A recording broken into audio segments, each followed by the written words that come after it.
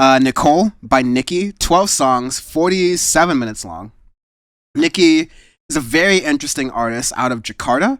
And, kind of like one of those young, I'd say maybe even a contemporary to Biba Doobie, and like, being like a young female, like Southeast Asian artist who like kind of comes up to prominence. Of course, Biba Doobie, I think, like moved to England eventually, but like, Yeah, true.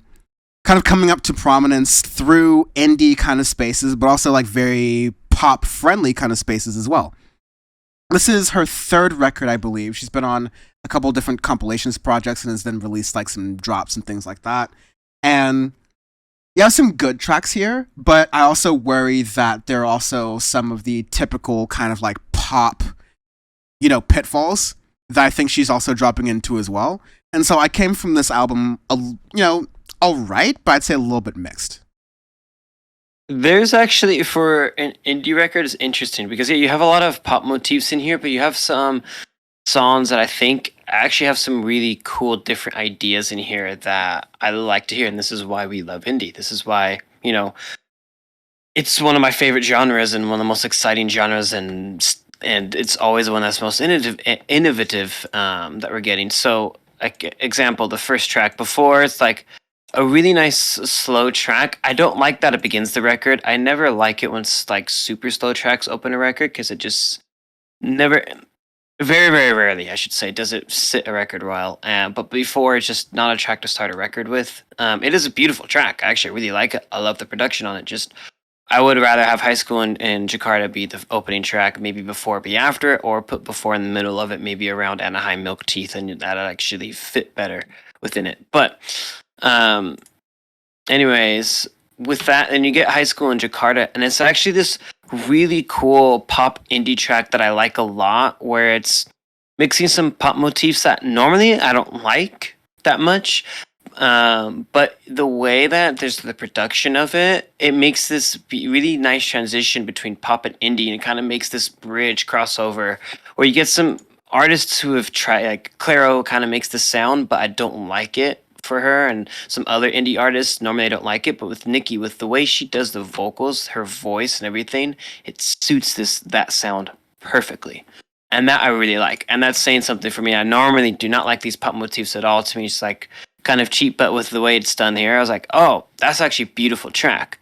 The issue you get with this record is a lot of these tracks are just too sparse, especially in the middle of the record. Because Back Burner after it is also a decent pop indie track that I like as well. And Keeping Tabs, another like more quicker pace. So I was like, okay, cool, we're getting into it. Really like that, and I like how it's like very varied in some of the stuff, and she's almost like picking up from like that borderline, like I don't want to call it hyper pop, but it's like that really quick pace pop. Like you get that a lot in K-pop and a lot of different genres that you might hear here or there. But I like it in the indie sense. It's like, cool, it's kind of a fun Gen Z-ish type of track. The issues where I start to get with the record is it slows down way too much in the middle. With The Apartment, we won't share Facebook friends in Anaheim, to where it's just like it grinds it to a halt. And those tracks are fine by themselves, but in the Anaheim's context of a very beautiful. record, I mean, like, yeah, I'm not going to shit on Orange County at this point. I've already gotten a lot of damage, but, like, this song named Anaheim is maybe or maybe not, like the city, very beautiful. I'll just leave that there and let it be interpreted however anyone else wants to. god damn. But that's where I got into issues with the record. I like agree. that. I really like that she has a lot of range on this record, especially in indie, where one of my issues with indie this year is they're starting to sound all the same. They're starting to just run out of ideas. This is like an absurd amount of ideas, or as one of my favorite films, Amadeus, is too many notes. Too many notes. Just cut a few and you'll be fine. Where she has 1,000 ideas on there. There's a lot of different things, and the issue with that is you don't get a cohesive record, especially towards the end of it, where like you get like example Autumn, really cool like experimental indie track that I really like. But in the context of the record, after like 4 acoustic tracks, it just feels out of place, and it sucks because I really like it. So with that, just like some editing and some workarounds need to be done, because there's a lot of good ideas on here. There's a lot of good sounds. Vocals are fantastic. Production is really good. It's just the execution of it after like keeping tabs, basically from the fifth song all the way down, it's just very lackluster and not cohesive. It's a classically front-loaded pop record. Yeah. It's very like classically, and then like you said, like when it sings at its best, it does. Like I think lyrically speaking, songs like The Apartment We Won't Share, Facebook Friends, High School in Jakarta, like you mentioned, they tap into this sort of like Gen Z younger zeitgeist, like an Olivia Rodrigo. I think just like hits these lyrics really well for a point in life that, like, even though we're several years removed from that, I think we can remember that point in life of like high school, teenage confusion, all those emotions, etc. Like we can relate to that enough as music reviewers to at least see it in that regard. I think that's one of Niki's stronger talents, is being able to tap into that similar thing, albeit package it in a like less Disney grand pop kind of way and a little bit more of like an indie approachable for some others kind of way. But yeah, I think this is leaning way too much into the slower acoustic songs. Balance them out and work out on some of those ideas. I feel like a lot of those multitudes of ideas were expressed in like the last 7 songs, like the Apartment We Won't Share down to the end, where you have these slower tracks with a lot of interesting motifs within them, but 7 altogether, when you have the other 4 or 5 at the top, it just feels so out of place. It makes me wonder, okay, what are the first 5 songs doing? That's why I start to feel like it's I don't mean to say bait and switch as though like, I feel like cheated out of this, but yeah, like it's a front-loaded record because the back of the album is not able to cash the check that the front of the album wrote. Which is a shame. Which is a shame. It definitely detracts from what I think is a talented artist, but maybe just not the greatest execution here from my first record listening to them. Yep.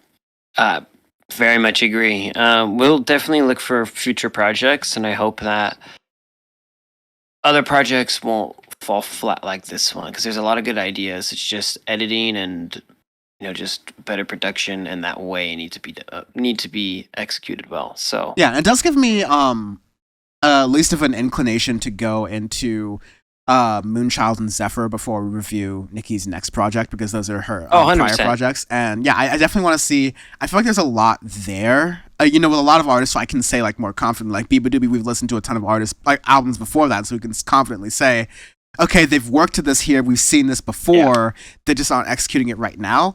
It feels like that might even be the case. It's just one of those times where I have to say, just transparently as a music reviewer, I haven't gone that back into the discography, which, not to toot our own horn, but you have to appreciate about this podcast in that we will just tell you what we don't know, as opposed to certain outlets which will just wing it. Mm-hmm. Yep, agreed.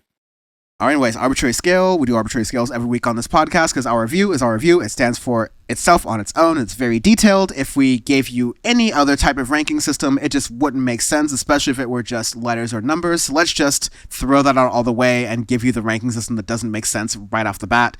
Because again, we're transparent. I'm going to give this a dirty bomb. Dirty bomb. Fucking IED over here. No, this is one of those Home Depot buckets. Okay. Be careful what you say, Sean, before you end up on the list. I was gonna say some wild things. I'm not going to anymore. Maybe for the conditions of my parole. Maybe for the list, we should have used the Anarchist Cookbook. Use the Turner Diaries or something wild like that. Whoa! That's the most I'll say. That's the line, baby. That's the line. I did not expect a Turner Diaries drop on any episode of Audioface, but I mean, clearly we need to make a new edition of the bingo cards because the episode's definitely. That's a bingo. This is we are inside baseball for the few people who watch the end of these reviews. We are 1 year from the Uncut Gems moment of Audioface. Oh shit, we are. The reason we're 1 year removed from Yeezus. Sorry, not Yeezus. You know what I'm talking about. Donda. Donda, yeah. Donda. Donda. Thunder. Anyways, yeah, this is my dirty bomb. You know, not a precision vehicle by any means, but you know, gets the job done. Show me the Solid. bucket. Show me the bucket. This is show me the bucket. Show me the bucket. This is That's still my notification sound for you, by the way. it's a donk. Such a good sound. What explosive is this? This is definitely a C4 that you strap to a car and you jump out of the car and then hand detonate it. Oh man. Literal car bomb. That's where we're at. I love it.